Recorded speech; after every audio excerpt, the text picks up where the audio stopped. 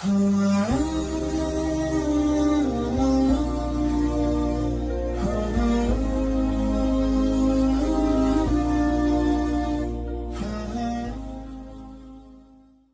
وقت نکالتے ہیں اور کسی مقصد کے لیے حاضر ہوتے ہیں، میں سیدھا اپنے مقصد کی طرف اپنی بات کو شروع کرتا ہوں۔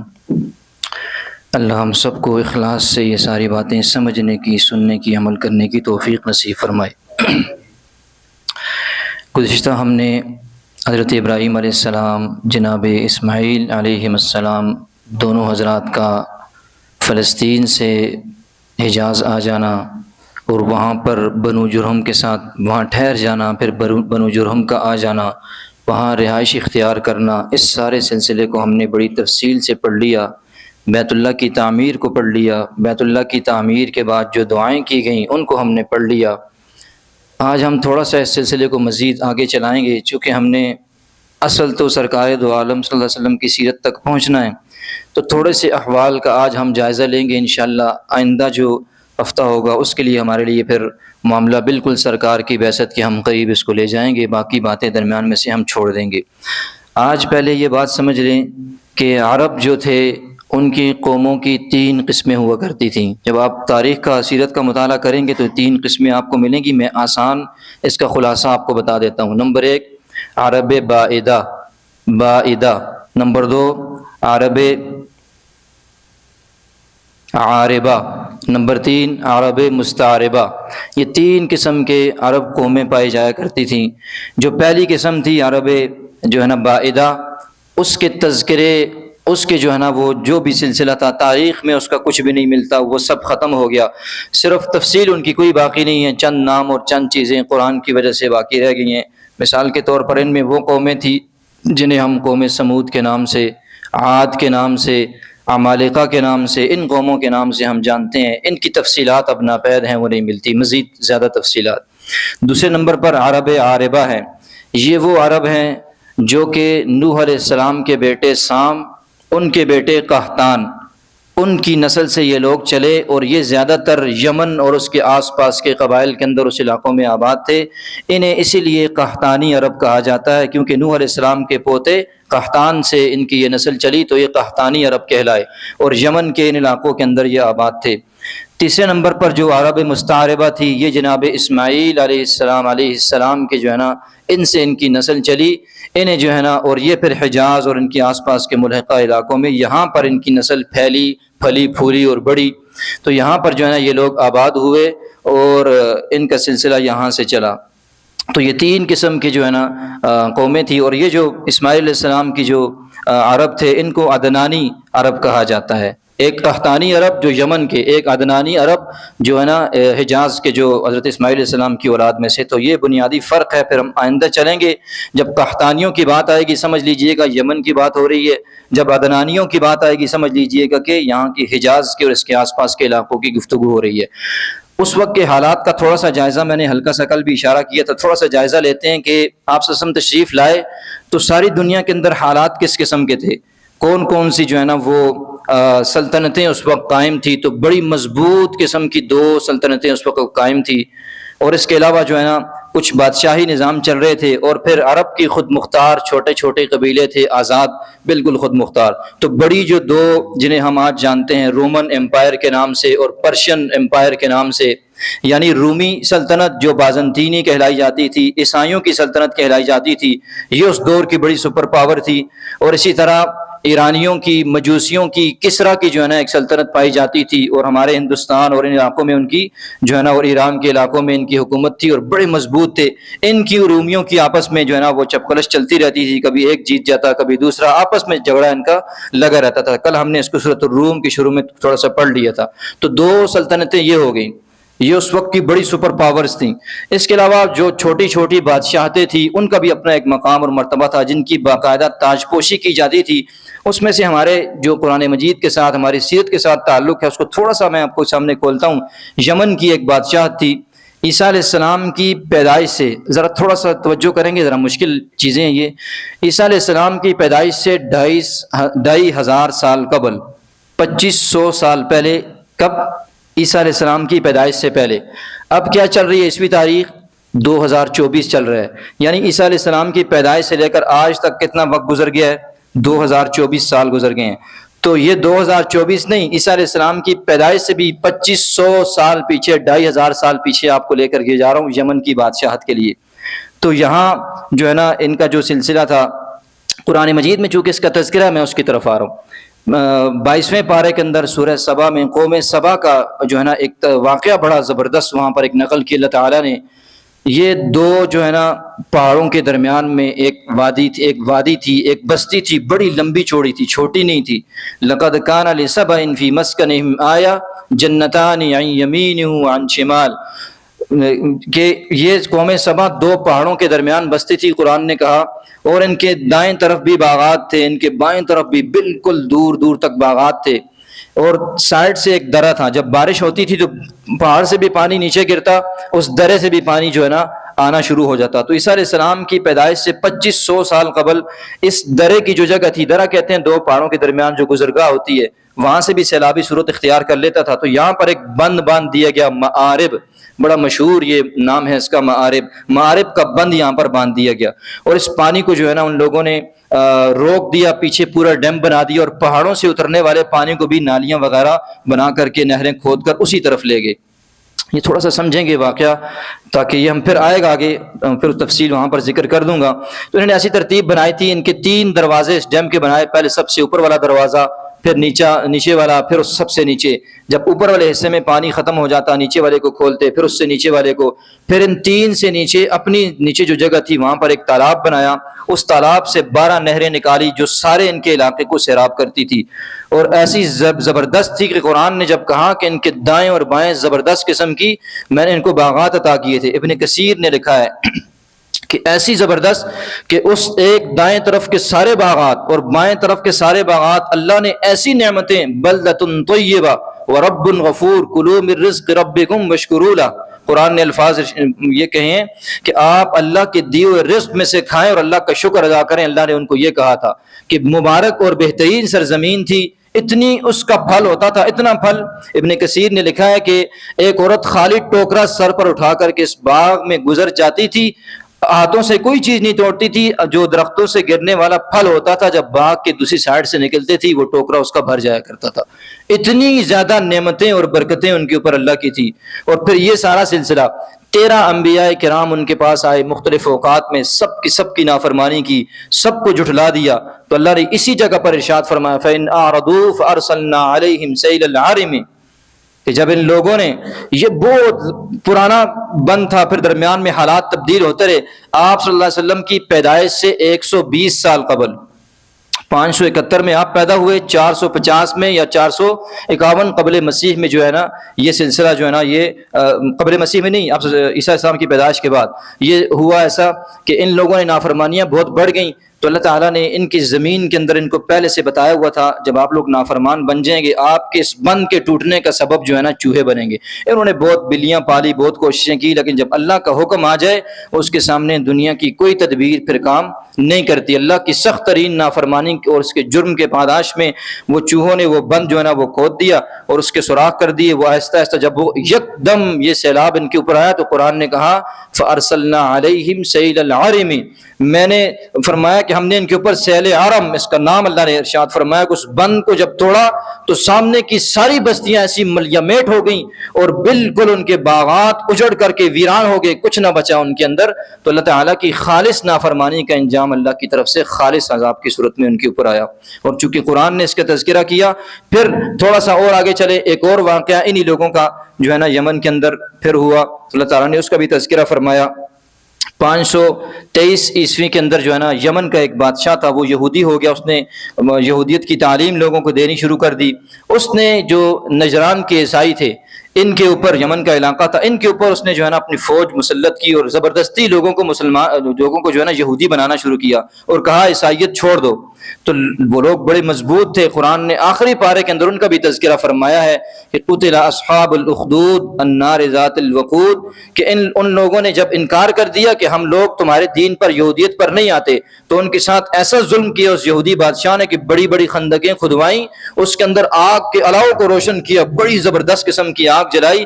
جو عیسائیت کو چھوڑ کے یہودیت اختیار کرتا اس کو چھوڑ دیتے، اور باقی سب کے سب کو آگ کے اندر ڈالا جاتا.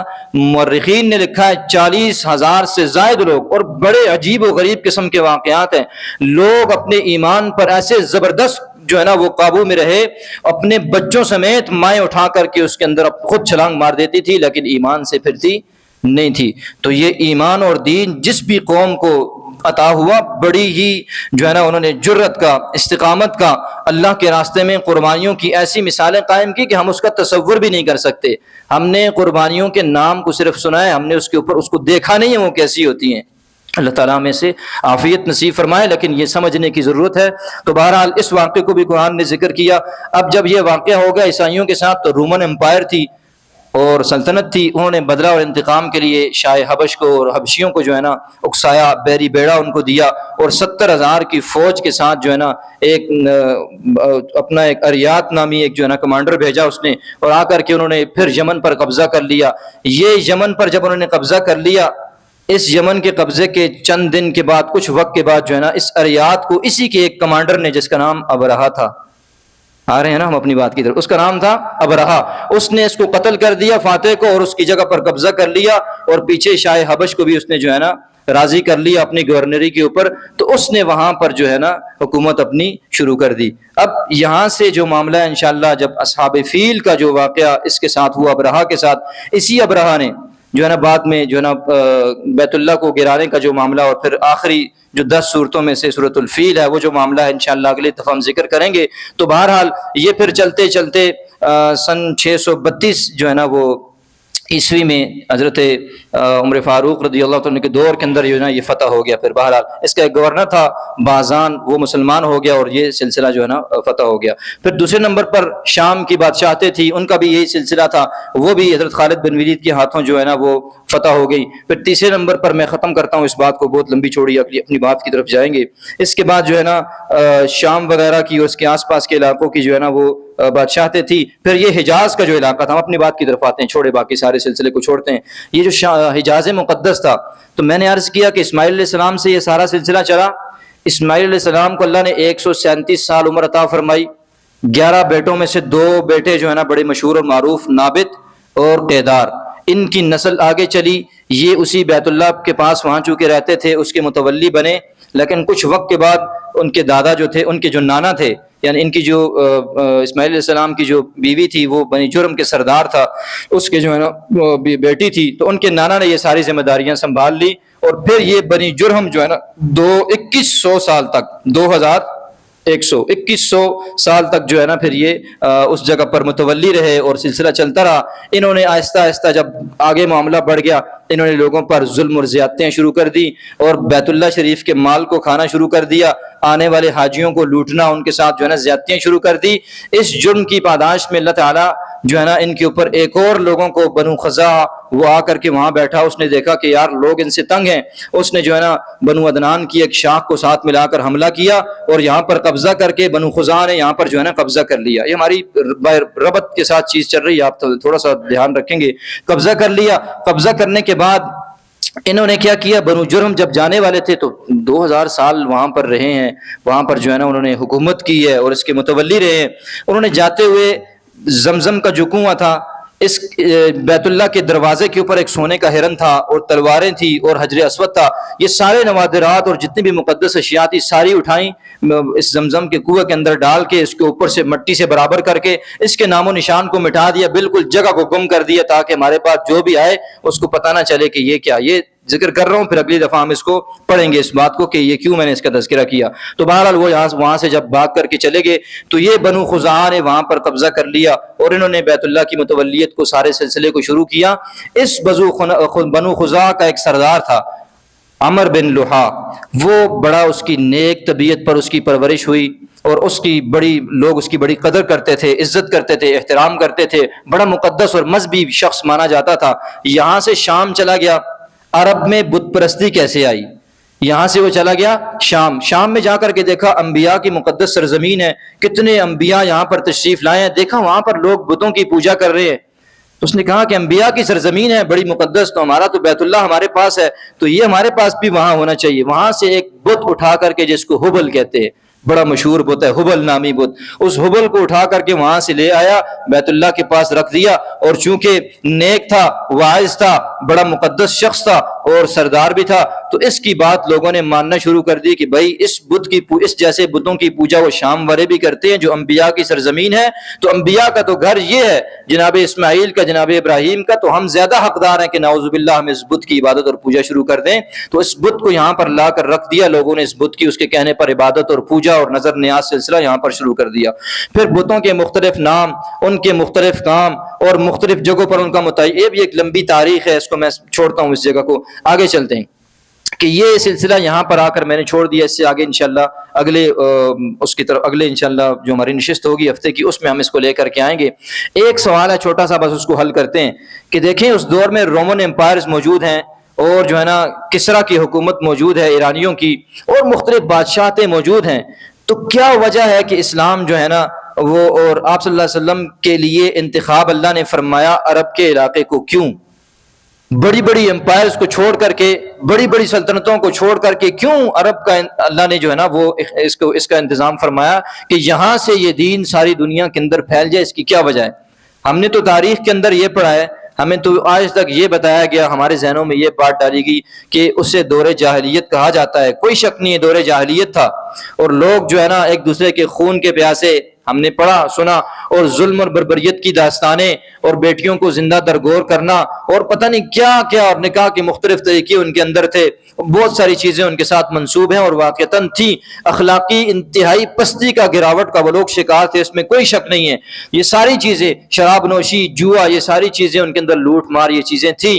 لیکن اس کے باوجود اللہ تعالیٰ باقی ساری دنیا کی سلطنتوں کو چھوڑ کر کے متمدن اور تعلیم یافتہ اور دنیاوی اعتبار سے بہت آگے، ان کو چھوڑ کر اللہ نے عرب کے لوگوں کا انتخاب کیوں فرمایا؟ یہ ایک سوال ہے یہاں پر. تو اس کا جواب آپ کے سامنے رکھتا ہوں کہ ہمارے سامنے چونکہ عربوں کی جاہلیت کا تصور بہت زیادہ ہمیں بتایا گیا، ہمیں یہ بتلایا گیا کہ ان کے اندر اخلاقی پستی اور زوال کی انتہائی آخری دہلیز پر تھے. تو اللہ نے اپنے نبی کو بھیجا، ان کو اٹھا کر کے دوبارہ جو ہے نا آسمان تک، عروج تک، وہاں عروج تک پہنچا دیا. حالانکہ جو اسلامی مورخین ہیں، سیرت نگار ہیں، انہوں نے تاریخ کے ساتھ بڑا ہی انصاف کیا. انہوں نے جہاں ان کی خامیوں کا تذکرہ کیا، برائیوں کا، نافرمانیوں کا تذکرہ کیا، وہاں بڑے ہی انصاف کے ساتھ اس بات کا بھی تذکرہ کیا کہ اللہ نے آخری نبی کے مبعوث ہونے کے لیے، اس کو مبعوث فرمانے کے لیے اس خطے کا انتخاب فرمایا. تو کیوں فرمایا؟ بڑی ہی زبردست نکات ان حضرات نے لکھے ہیں. کہا کہ ان کے اندر ایسی صفات تھی، ایسی خوبیاں تھیں عربوں کے اندر جو باقی ساری دنیا کے اندر کہیں بھی نہیں پائی جاتی تھی. تو ہم نے سنا کہ وہ جاہل تھے پرلے درجے کے، دور جاہلیت، ایک ہی ساری خرابیوں کو نام دے دیا گیا. مورخین نے کہا، مفسرین نے اور سیرت نگاروں نے، کہ ان کے اندر ایسی زبردست قسم کی خوبیاں پائی جاتی تھی جن کو بنیاد بنا کر اللہ تعالیٰ نے ان کو جو ہے نا یہ اعزاز عطا کیا کہ اللہ نے ان کو خاتم المرسلین اور کائنات جن کے صدقے اللہ نے جس کو وجود عطا فرمایا، ان کو ان کے اندر مبعوث فرما دیا. اس کی وجہ یہ تھی، فرمایا ان کے اندر بہت ساری خوبیاں. میں خوبیوں کی طرف صرف اشارہ کروں گا، تفصیل نہیں، تفصیل پھر کبھی، صرف آپ کو بتلا دوں کہ اللہ نے ان کا انتخاب فرمایا تو ان کے اندر بہت ساری اچھی اور بہترین کوالٹیز اور صفات بھی ان کے اندر موجود تھی. پہلے نمبر پر ان کے اندر مہمان نوازی، کرم، سخاوت، دوسروں کے ساتھ یہ اچھا معاملہ کرنا اتنا زیادہ تھا کہ عرب چونکہ شاعر لوگ تھے، ان کی آدھی شاعری اس بات کے اوپر چلی گئی کہ لوگوں کے ساتھ مہمان نوازی کرنا، لوگوں پر اپنا مال لٹانا اور انسانیت کی خدمت کرنا اتنا زبردست ان کا کام تھا. یہ اتنی بہترین خوبی تھی کہ وہ لوگ کیا کرتے، سخت سردی اور جاڑے کا موسم ہوتا اور جو ہے نا بھوک کی اپنی کیفیات ہوتی، یعنی افلاس کی کیفیات ہوتی، قحط کا زمانہ ہوتا، گھر میں کوئی مہمان آ جاتا، آپ تصور کریں ان کی اخلاقی پستیاں تو ہم گنواتے ہیں، ان کی اخلاق کی عظمت جو تھی وہ کہاں پر تھی کہ اگر گھر میں کوئی مہمان آ جاتا، اور گھر میں مورخین نے لکھا ہے کہ کوئی ایک ہی اونٹنی ہوتی جو اس کے گھر کے افراد کے لیے کافی ہوتی، تو کھانے کو اور کچھ بھی نہ ہوتا گھر میں، اس مہمان کی اکرام کے اندر، مہمان نوازی کے اندر، اس کی خدمت کے اندر، اس کی عظمت اور مقام اور مرتبے کا اپنے کلچر کے مطابق وہ لوگ لحاظ کرتے ہوئے اس ایک اونٹنی کو بھی ذبح کر دیتے اور اس کو کھلا دیتے۔ آپ تصور کریں مہمان نوازی کا کتنا، اور اس سے بڑھ کر جو ہے نا وہ مختلف قسم کے فری دسترخوان غربا کے لیے لگایا کرتے دوسرے سرداروں کے مقابلے میں، کہ میں اتنے غربا کو، مساکین کو، اتنے جو ہے نا بے گھر لوگوں کو کھانا کھلا رہا ہوں، یہ ان کا۔ اور اس کام کے لیے پھر وہ کیا اس طرح ایک کام اور بھی کرتے تھے کہ جو لوگوں سے غلطیاں ہو جاتی، قتل ہو جاتے، تو بڑی بڑی غلطیاں جو تھی ان کے پھر دیت کی مقدار بھی بہت بڑی ہوتی، یعنی ایک بندہ مارا جائے تو 100 اونٹ اس کی دیت ہوتی تھی۔ تو وہ زیادہ اور مزید خون ریزی سے بچانے کے لیے جو سردار اپنے آپ کو نمایاں کرنا چاہتا لوگوں کے سامنے، جو جنایات ہیں ان کے اوپر جو جرمانے ہیں وہ اپنے ذمے لے لیتا کہ یہ سارا جرمانہ میں ادا کر دوں گا، آپ اس خون ریزی کو ختم کرنے کے لیے اس سلسلے کو یہاں پر ختم کر دے۔ جہاں لڑائی جھگڑوں سال ہاں سال تک ان کی جڑا کرتی تھی، وہاں یہ خوبی بھی ان کے اندر موجود تھی کہ جنگوں کو روکنے کے لیے، اپنے آپ کو دوسرے سرداروں کے سامنے منوانے کے لیے وہ بڑی بڑی جو ہے نا رقم ادا کرنے کو تیار ہو جاتے، اس کا ذمہ داری لے لیا کرتے۔ اور ایک دو چیزیں ان کے اندر بہت زیادہ عام تھیں، شراب نوشی کرتے تھے اور جوا کھیلتے تھے۔ لیکن اس کی بنیادی وجہ بھی مورخین نے لکھی ہے کہ شراب وہ زیادہ اس لیے پیتے تھے، شراب کو، یہ جو انگور سے شراب بنتی ہے تو انگور کے درخت کو جو ہے نا وہ کہتے تھے کرم، میں نے کہا تھا کرم اور سخاوت یہ کام، اور جس سے شراب بنتی ہے اس کو کہتے تھے بنت الکرم، شراب کی، اس کی کرم کی بیٹی۔ تو شراب سے بہت رسیا تھے، بڑے دل دادا تھے اس کے، لیکن اس کی وجہ یہ تھی وہ یہ کہہ کر شراب پی لیتے تھے، یہ کہتے تھے، تصور یہ تھا کہ جب انسان نشے میں ہوتا ہے تو اپنا مال لوگوں پر لٹا دیتا ہے، اس کے ذہن میں اتنی بات تک بھی نہیں آتی کہ یار میں نے اپنا سارا مال لوگوں پر لٹا دیا تو کیا ہوگا میرا۔ تو اس زیادہ شراب کے استعمال کی ایک وجہ ان کی یہ تھی کہ وہ کہتے تھے کہ جب ہم نشے میں ہوتے ہیں پھر ہمیں کوئی پتہ نہیں چلتا کہ ہم مال دونوں ہاتھوں سے لٹا رہے ہیں یا ایک ہاتھ سے لٹا رہے ہیں۔ تو اور دوسرے نمبر پر جوا کھیلنے کی بھی بنیادی وجہ یہی تھی کہ جو جوئے میں جیتتا ہوا مال ہوتا اس کو غربا میں، مساکین میں، ابھی صحیح غلط اسلام کے مطابق کی بات نہیں کر رہا، یہ ان کی صفت تھی، یہ بتا رہا ہوں کہ وہ اس جوئے میں حاصل کی ہوئی رقم کو لوگوں پر تقسیم کر دیا کرتے تھے اور لوگوں کو کھلا پلا دیا کرتے تھے، یہ ان کی صفت تھی۔ تو یہ پہلے نمبر پر۔ ایسی بہت ساری 20 صفات ہیں۔ اسی طرح جو ہے نا وہ وعدے کو وفا کرنا، وعدے کی پاسداری کرنا، اس کے لیے جان پر کھیل جاتے، جس کے ساتھ وعدہ کیا ہوتا اس وعدے کے اندر کبھی بھی پھر توڑ وہ لوگ نہیں لاتے تھے۔ کیوں کہ ان کا سارا معاملہ اس وعدے کے اوپر تھا، یعنی زبان کے، قول کے، اس بات کے بڑے پکے تھے، بس جو بات کہتی وہ حرف اخیر ہوا کرتی تھی، پھر اپنی جان کی، اپنی قبیلے کی، کنبے کی، مال کی، کسی بھی چیز کی پرواہ نہیں کرتے تھے، وعدہ اپنا نبھا دیا کرتے تھے۔ یہ دیکھیں اسلام بھی مہمان نوازی کا، سخاوت کا، انسانیت کی خدمت کا، وعدے کی پاسداری کا، ان چیزوں کا لحاظ کرنے کا بڑا درس دیتا ہے۔ تو یہ صفات ان کے اندر موجود تھیں۔ اسی طرح خودداری اور عزت نفس تھی، یعنی خودداری، عزت نفس پر جب کوئی بات آتی پھر نہ ظلم جبر کوئی بھی چیز برداشت نہ کرتے، بلکہ اپنے حق کے لیے ایسے کھڑے ہو جاتے کہ گنبا قبیلہ سب کچھ لٹوا دیتے، لیکن اپنی عزت اور خودداری پر کبھی بھی آنچ نہ دیتے۔ جہاں سر کٹتا ہوا نظر آتا، ناک نیچی ہوتی نظر آتی، بل اس چیز کو برداشت نہیں کر سکتے تھے، پھر اپنی لڑائیوں کو۔ یہی وجہ تھی کہ ان کے اندر جلدی بھڑک جاتے تھے، جلدی لوگوں سے لڑائی شروع کر دیتے تھے کہ اپنی خودداری پر آنچ نہیں آنے دیتے تھے، یہ ان کی خوبی تھی۔ اسی طرح جو ہے نا ان کے اندر ایک زبردست خوبی یہ تھی کہ اپنے عزائم کی تکمیل کے لیے بس کمر بستہ ہو جایا کرتے تھے۔ جس بات کو کسی قبیلے کا ایک فرد بھی ٹھان لیتا نا، پھر یہ نہ دیکھتا کہ میں اکیلا ہوں یا میرے ساتھ پورا مجمع ہے یا پورا قبیلہ ہے یا پورے علاقے کے لوگ ہیں یا نہیں ہیں، اپنے اس عزم کی تکمیل کے لیے صحیح غلط کے بغیر اس کے لیے جان سر دھڑ کی بازی لگا دیا کرتے تھے، یہ ان کی خوبی تھی۔ اچھا، یہ خوبیوں کا تذکرہ اس لیے کر رہا ہوں کہ ان کی یہ ساری خوبیاں، جتنی بہترین صفات تھی اللہ نے اس خطے کا انتخاب فرمایا، ان ساری خوبیوں کو پھر اسلام نے صحیح رخ پر ڈال کر کے، اسلام نے ان خوبیوں کو پھر استعمال کیا صحیح رخ پر ڈال کر۔ آ کر پابندی نہیں لگائی اسلام نے ساری چیزوں پر، بلکہ ان کی خوبیوں کو صحیح رخ دکھایا۔ یہ جتنی صفات ہیں ایسی زبردست رخ پر ڈالی کہ یہی جو وقت کی بڑی بڑی سلطنتیں تھی پھر ان کے قدموں کے نیچے آ گئیں، انہی خوبیوں کی برکت سے اسلام کے آنے کے بعد۔ اسی طرح ان کی ایک خوبی تھی فصاحت اور بلاغت، کہ ساری دنیا اپنے آپ کو کہتے تھے ہم عرب ہیں، ہم عرب ہیں، اور باقی سارے عجم ہیں۔ عجم کا مطلب گونگا ہونا، باقی سارے لوگ گونگے ہیں۔ کھڑے کھڑے ایک جگہ پر سینکڑوں صفحات کے، سینکڑوں اشعار کے فصیح اور بلیغ قصیدے پڑھ دیا کرتے تھے، کوئی اس کا جواب پیش نہیں کر سکتا تھا، بلکہ مورخین نے تو یہ بھی لکھا ہے کہ اس شہد جو ہے اس کے 80 نام عربی کے اندر، اور اسی طرح جو ہے نا شیر جو ہے اس کے 500 نام تھے، اور اسی طرح مختلف اونٹ کے جو ہے 1000 نام ہے عربی کے اندر. اسی طرح یہ جو حوادث اور مصائب اور پریشانیوں کے اظہار کے لیے 4000 نام ہے عربی میں اپنے ضمیر کے اظہار کے لیے. تو یہ اسی طرح ان کے قوت حافظہ جو اللہ نے عطا فرمائی تھی، اشعار کا یاد رکھنا، اور پھر ذہن جو اللہ نے ان کو تیز ترین عطا فرمایا کہ ایک وقت کے اندر فصیح بھائی کھڑے کھڑے ایسے قصیدے اور اشعار پڑھ دینا کہ انسان کی عقل دنگ رہ جائے. وہ 7 معلقات، 7 معلقات کے نام سے جن کا سردار امراء القیس تھا، وہ 7 معلقات بیت اللہ شریف میں لٹکائے تھے کہ اس کا جواب کوئی بھی نہیں دے سکتا. وہ کھڑے کھڑے فی البدی ان شعراء نے کیا دیے تھے، کھڑے کھڑے وہ غزلیں اور وہ اشعار پڑھ دیے تھے، ایسے بیت اللہ میں لٹکائے ہوئے تھے کہ ان کا جواب ساری دنیا میں کوئی نہیں دے سکتا.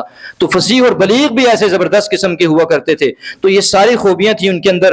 اسی طرح اشور حرم کی ہم نے تو سنا کہ لوٹ مار کرتے تھے، بس مار داڑ ہر ٹائم ہوتی تھی، قتل و غارت. ایک خوبی ان کی یہ تھی کہ جو 4 مہینے حرمت والے تھے ان کو آگے پیچھے کر لیا کرتے تھے، لیکن پورے 12 مہینوں میں سے 4 مہینے مکمل جنگ بندی کرتے تھے، کسی کے ساتھ کوئی ناانصافی نہیں کرتے تھے. بیت اللہ شریف کا اور اللہ کے اس گھر کا بڑا عظمت اور احترام ان کے دلوں کے اندر، کافر ہونے کے باوجود اور بت پرست ہونے کے باوجود اللہ کے گھر کی عظمت ان کے دلوں کے اندر رچی بسی ہوئی تھی کہ 4 مہینے سال میں لازمی لوگوں کو سکون کرنے دینا ہے، لوگوں کو یہاں آنے جانے دینا ہے، کسی کی جان مال سے تعرض نہیں کرنا، ان کی لوٹ مار نہیں کرنی. حالانکہ پیشہ اور مشغلہ بھی تھا، بالکل چھوڑ دیتے تھے. کوئی دشمن بھی نظر آ جائے تو اس کو چھوڑ دیا کرتے تھے، کچھ نہیں کہتے تھے. یہ ان 4 مہینوں کے اندر اتنا احترام، یہ ان کی خوبی تھی. اسی طرح ہم نے یہ بہت سنا کہ بھائی بیٹیوں کو زندہ درگور کرنا، درگور کرنا، درگور کرنا، ہم نے بار بار سنا. یہ سارے عربوں کا کام نہیں تھا، صرف 3 قبیلے تھے عربوں کے اندر جو یہ کام کرتے تھے. اور عربوں کے اندر ایسے لوگ بھی، صعصع بن ناجیہ کا ایک نام آتا ہے، یہ بعد میں مسلمان ہو گئے تھے، سرکار کے پاس تشریف لائے. حدیث پاک کے اندر آتا ہے، تھوڑی ضعیف روایت ہے لیکن شدید ضعف نہیں ہے اس کو بیان کرنے کی، چونکہ محدثین نے اجازت دی ہے. تو سرکار کی خدمت میں تشریف لائے اور کہا کہ یا رسول اللہ، میں ایمان تو لے آیا ہوں، لیکن وہ جو میں نے اپنے اس دور کے اندر کفر میں جو نیکیاں کی ہیں تو کیا ان کا کیا بنے گا؟ مجھے ابھی اسلام کی حالت میں ان کا اجر ملے گا؟ تو پوچھا سرکار دو عالم صلی اللہ علیہ وسلم نے کہ کیا نیکیاں کی ہیں؟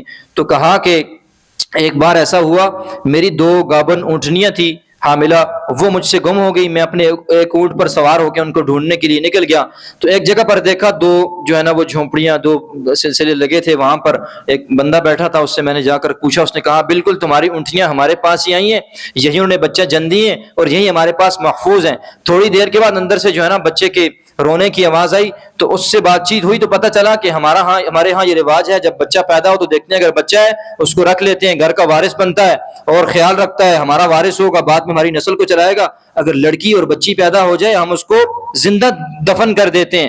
تو کہتے ہیں کہ یا رسول اللہ، جب میں نے اس شخص کی یہ بات سنی کہ اپنی بیٹیوں کو یہ لوگ زندہ درگور کرتے ہیں، تو میں نے اس سے کہا کہ ایسا کرو، وہ بیٹی جو ہے نا تم مجھے دے دو، اس کے بدلے میں خرید. اس نے کہا کہ میں بیٹی بیچتا نہیں ہوں تمہارے اوپر. کہا میں بیچنے کی بات نہیں کر رہا، میں اس کی پرورش کروں گا، اس کے بدلے میں تمہیں انعام کے طور پر 2 اونٹنیاں دیتا ہوں. کہا 2 اونٹنیاں نہیں، بلکہ تم ایسا کرو جس اونٹ پر بیٹھ کر کے آئے یہ بھی میرے حوالے کر دو، تینوں دے دو مجھے، تو پھر یہ بچی میں تمہارے سپرد کر دوں گا، لے جاؤ پرورش کرتے رہنا، تم جانو تمہارے کام جانے. تو فرمایا کہ میں نے اس سے ایک شرط رکھی کہ ایسا ہے کہ یہ اونٹ پہلے میرے ساتھ ایک بندہ بھیجو، میں اس بچی کو اس بندے کو لے جاؤں گا اپنے قبیلے میں، جب میں وہاں پہنچوں گا یہ اونٹ اس کو دے کر کے بھیج دوں گا. تو 3 اونٹ اس کو دے دیے. اس طرح کرتے کرتے مجھے فرمایا کہ جب وہ بچی تھوڑی بڑی ہوئی، میری داڑھی کے اندر ہاتھ مارا کرتی تھی اور میرے ساتھ جب بات چیت کرتی، مجھے اس بچی کے ساتھ کی گئی یہ جو میری نیکی تھی اس سے اتنی محبت ہو گئی کہ اس نیکی کا پھر مجھے مزہ آنے لگا. اب یاد رکھیں، بعض نیکیوں کا بہت مزہ آتا ہے انسان کو. جب انسان اکیلے میں اخلاص سے اللہ کے لیے کوئی صرف نیکی کرتا ہے نا، تو پھر اس نیکی کے اندر انسان کو بڑی لذت ملتی ہے، بڑی چاشنی ملتی ہے. انسان کا دل گواہی دیتا ہے کہ یار تیری یہ بڑی زبردست نیکی ہے، اخلاص کے ساتھ جو کی ہے یہ اللہ کے ہاں بڑی مقبول ہے. اللہ ہمیں ایسی بہترین اخلاص والی بار بار نیکیاں کرنے کی توفیق نصیب فرمائے. تو کہا کہ یا رسول اللہ، مجھے ایسا مزہ آیا اس نیکی کے کرنے کا، ایسا مزہ آیا کہ اب جو میری وہاں پر جگہ ہے وہاں پر 360 بچیاں میں نے رکھی ہیں جو لوگوں سے میں یوں ہی پیسوں کے بدلے لاتا رہا اور وہ زندہ درگور کرنے والے تھے. ان 360 بچیوں کی میری خادمائیں دودھ بھی پلاتی ہیں, ان کی پرورش بھی کرتی ہیں, تو کیا مجھے اس کا اجر ملے گا؟ سرکار دو عالم صلی اللہ علیہ وسلم کا چہرہ خوشی سے کھل اٹھا کہ تم نے تو ایسی زبردست نیکیاں کی, ایسی بہترین نیکی کی, ان بچیوں کو زندہ کرنا, ان بچیوں کی پرورش کرنا, اللہ تمہیں ضرور اس کا صلہ اور اجر عطا فرمائے گا. کہ گمراہی کے دور میں, کفر میں دور میں کی گئی نیکیاں سرکار نے فرمایا اسلام کے اندر بھی اللہ ان کا اجر تمہیں ضرور عطا فرمائے گا. تو جہاں وہ واقعات موجود ہیں, ہم نے تو ہر وقت یہی سنا, وہاں اس قسم کے لوگ بھی موجود ہیں جو صحیح رخ پر. اسی طرح حضرت عثمان غنی رضی اللہ تعالیٰ عنہ, جناب بکر صدیق رضی, اور اس طرح بہت سارے صحابہ کرام کے نام آتے ہیں. زمانہ جاہلیت کے اندر بھی, زمانہ کفر کے اندر بھی انہوں نے کبھی شراب کو منہ نہیں لگایا, کبھی شراب کو ہاتھ نہیں لگایا, کبھی جوا نہیں کھیلا, کبھی زنا, اللہ کی غلیظ ترین نافرمانیوں کے قریب نہیں گئے. یہاں تک آتا ہے کبھی بتوں کے سجدے بھی نہیں کیے, کبھی ان کی نظر نیاز بھی نہیں مانی. تو ایسے لوگوں کی تاریخ بھی اس کے اندر موجود تھی, اسی لیے اللہ نے ان لوگوں کا وہاں پر انتخاب فرمایا. اور اسی طرح جو ہے نا جسمانی صحت کا چونکہ لڑتے جھگڑتے ہی رہتے تھے, گھوڑوں پر بیٹھنا اور یہی کام کرتے رہتے تھے, تو جسمانی مضبوطی اور صحت کا انتہائی خیال کرتے تھے. اسی طرح جو ہے نا ان کے اندر ایک خوبی, بس ختم کرتا ہوں, ایک آخری دو باتیں کرتا ہوں, ختم کرتا ہوں. آخری دو خوبی. نمبر ایک کہ وہ سچائی کے ساتھ اپنے کام کرتے تھے. دیکھیں جتنی خوبیاں میں نے گنوائی ہیں ان کی, یہ ساری تو اہل اسلام کی خوبیاں ہونی چاہیے. یہ ساری خوبیاں تو ہماری ہونی چاہیے جو زمانہ جاہلیت کے کافروں کے اندر یہ خوبیاں تھی. اس لیے تو اللہ نے اپنے حبیب کا انتخاب ان کے اندر فرما دیا کہ آپ یہاں سے ساری دنیا کے لیے مرکز بنا کر کے کام کریں گے. تو یہ خوبیاں تو مسلمانوں کی خوبیاں ہونی چاہیے. آج یہ ساری خوبیاں یقین کرے ہم سے رخصت ہو گئی ہیں. ان کافروں کی بھی جو مسلمانوں کے سخت جانی دشمن تھے, حالت پتہ کیا تھی؟ اپنی قول کے, اپنی بات کے اتنے سچے ہوتے تھے. سرکار نے فرمایا کہ مومن سب کچھ ہو سکتا ہے, جھوٹا نہیں ہو سکتا. آج ہماری زبان پر ہر وقت جھوٹ, ہر وقت جھوٹ, ہر وقت جھوٹ. تو سرکار نے فرمایا کہ مومن جھوٹا نہیں ہو سکتا, ہر وقت سچ بولتا ہے. تو اس وقت ان کی حالت یہ تھی کہ جانی دشمن ہونے کے باوجود, آپس کی لڑائیاں سخت ترین, ایک دوسرے کے قتل و غارت ہونے کے باوجود, حالت یہ تھی کہ جب نجاشی کے دربار کے اندر جو ہے نا ابو سفیان جو ہے نا وہ گئے, کافر تھے اس وقت, مسلمان نہیں تھے. تو اس نے بادشاہ نے پوچھا کہ بتاؤ بھائی ان کی صورتحال کیا ہے, کیا معاملات ہیں ان کے؟ تو کہا سچ میں صرف ایک وجہ سے تمہارے سامنے بولوں گا بادشاہ, میں چاہوں جھوٹ بول سکتا ہوں تو میرا کوئی کچھ نہیں بگاڑ سکتا, لیکن ایک وجہ سے سچ بول رہا ہوں کہ میرے پیچھے جو لوگ بیٹھے ہوئے ہیں وہ میری طرف یہ بات منسوب کریں گے کہ یار یہ ابو سفیان جھوٹا ہے. مجھے یہ گوارا نہیں ہے کہ لوگ مجھے جھوٹا کہہ کر کے کہ یہ جھوٹا ہے, اپنے دشمن کے بارے میں لوگوں سے جھوٹی باتیں کرتا ہے. تو دشمن تھے رسول اللہ اور ان کے صحابہ, لیکن اس بادشاہ کے دربار میں ساری صفات سچائی کے ساتھ بالکل بہترین بیان کر دی. تو کافر بھی سچ بولنے کا اتنا اہتمام زمانہ جاہلیت کے اندر کرتے, آج مسلمان کو کوئی فکر ہی نہیں ہے. جتنی بھی چیزیں, نہ وعدے کی پاسداری کا کوئی لحاظ ہے, نہ مہمان کی اکرام کا, عزت کا, ناموس کا, نہ اپنی خودداری اور عزت کا کوئی لحاظ ہے. اسی طرح نہ سچ کے ساتھ اس کا کوئی تعلق ہے, نہ اپنی بات کے اوپر ڈٹنا اور جمنا اس کو آتا ہے, نہ اپنی بات کے لیے اس کو کٹنا اور مرنا آتا ہے. بالکل گیا گزرا. اور آخری بات عرض کرتا ہوں, سب سے بہترین بات جو ان کے اندر تھی وہ بدوی سادگی جو ان کے اندر تھی, جو دیہاتی لوگوں کے اندر ایک سادگی پائی جاتی ہے, اپنے کلچر سے محبت ان کے اندر, یہ عرب کے اندر بڑی زبردست چیز تھی جو اسلام ان ساری چیزوں کے مجموعے کے بعد اصل بات یہ تھی کہ وہ جو ہے نا کسی تہذیب کو اپنے اوپر غالب نہیں ہونے دیتے تھے. بڑے سفر کرتے تھے, شام کے بھی اور دیگر علاقوں کے بھی, یمن کے بھی, سردیوں میں اور گرمیوں میں ایک ایک قافلہ چلا کرتا تھا اور لوگ ساری دنیا سے ان کے پاس آتے تھے, لیکن اپنے کلچر پر سمجھوتا ان عربوں نے کبھی بھی نہیں کیا, کسی کی چھاپ کو اپنے اوپر کبھی نہیں آنے دیا. یہ ان کی اپنے کلچر سے محبت, اپنے نظریات کے اندر مضبوطی کی علامت تھی کہ دنیا کی ساری قومیں ان کے پاس آتی, ساری دنیا کی بنی بنائی چیزیں اور بڑی بنائی ساری چیزیں ان کے پاس آیا کرتی تھی. ہر قسم کے فیشن کو وہ لوگ جاتے دیکھتے, لیکن کسی کے فیشن کو, کسی کی تہذیب اور تمدن کو ان لوگوں نے کبھی نہیں اپنایا. اور آخری بات کہ وہ خود مختاری کو, آزادی کو پسند کرتے تھے. اپنے اوپر کسی کو سربراہ حکمران بنانا, کسی کی غلامی کرنا, کسی کے ساتھ مل کر کے دوسروں کے ساتھ لڑائیاں کرنا, یعنی رومیوں کے ساتھ مل کر جو ہے نا وہ ایرانیوں کو مارنا, یا ایرانیوں کے باجگزار بن کے رومیوں کو مارنا, ایسی کوئی ان کے اندر جو ہے نا غلامی کی کوئی ذرا کوئی چیز ان کے اندر موجود نہیں تھی. تو اس کے ساتھ اور اتنی صفات ہیں, میں اگر ان کا تذکرہ کروں تو یہ ساری صفات کا مجموعہ ان کے اندر موجود تھا. اسی لیے قوموں کی امامت کے لیے اور ساری دنیا کی رہنمائی کے لیے ان صفات کے حاملین افراد کو اللہ تعالیٰ نے اٹھایا اور ساری دنیا پر پھر پھیلا کر کے دکھا دیا کہ ان صفات کے حامل لوگ ہی دنیا کی امامت کے، دنیا کے اوپر حکمرانی کرنے کے، دنیا پر اسلام کے نفاذ کے جو ہے نا وہ علمبردار ہو سکتے ہیں۔ آج بھی اگر اسلام پھیل سکتا ہے، اگر آج بھی اسلامی نظریاتی سرحدوں کا تحفظ ہو سکتا ہے، آج بھی اس کی جغرافیائی سرحدوں کا تحفظ اگر ہو سکتا ہے، تو یہ ساری صفات جو اس جاہلیت کے زمانے کے کافروں کے اندر موجود ہوا کرتی تھی ہمارے اندر موجود ہونا ضروری ہے۔ اسی لیے اللہ نے ساری دنیا کے انسانوں کو چھوڑ کر ان کا انتخاب فرمایا۔ تو آج اللہ کرے کہ ہمیں یہ بات سمجھ میں آ جائے کہ یہ صفات ایک کافر اپنا سکتا ہے تو ایک مسلمان کیوں نہیں اپنا سکتا۔ بت کے سامنے سجدے کرنے والا سفر اتنے وہمی ہے کہ سفر سے پہلے فال نکالتے ہیں مجھے جانا چاہیے یا نہیں جانا چاہیے۔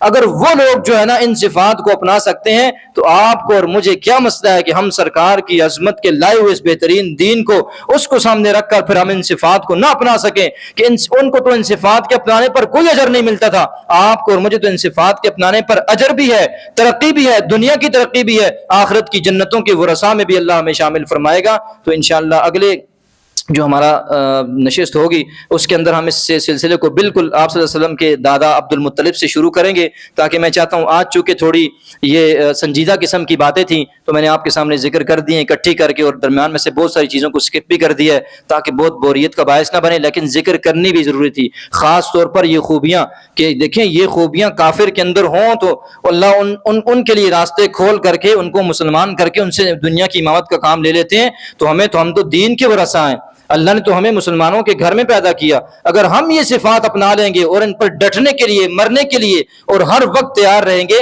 تو اللہ ہم سے کیا کام لے لے گا ہم اس کا تصور بھی نہیں کر سکتے۔ ہر شخص کی یہ چاہت ہے، جتنے بھی آپ برات بیٹھے ہیں، ہم بیٹھے ہیں، ہم میں سے ہر ایک کی چاہت ہوتی ہے کہ یار اللہ مجھ سے سارے عالم کے اندر دین کا کام لے لے، اللہ مجھ سے بھی کوئی ایسا کام لے لے جو انسانیت کے لیے نفع مند ہو، ایسا کام لے لے جو عالم کے لیے میں کر کے چلا جاؤں، میں اپنی ذات کے لیے نہ ہوں لیکن عالم کے لیے کرنے کے جو کام ہوتے ہیں ان سے پہلے یہ صفات اپنانا بڑی ضروری ہوتی ہیں۔ تو ان صفات کو اپنانے کے لیے تعالیٰ ہمیں جرت کے ساتھ، ہمت کے ساتھ اپنے معاشرے، اپنے سارے دنیا کی تہذیب کو پاؤں تلے رون کر کے اللہ ہمیں اس کے لیے کھڑے ہونے کی توفیق نصیب فرمائے۔ وما علیہ الا البلاغ المبین۔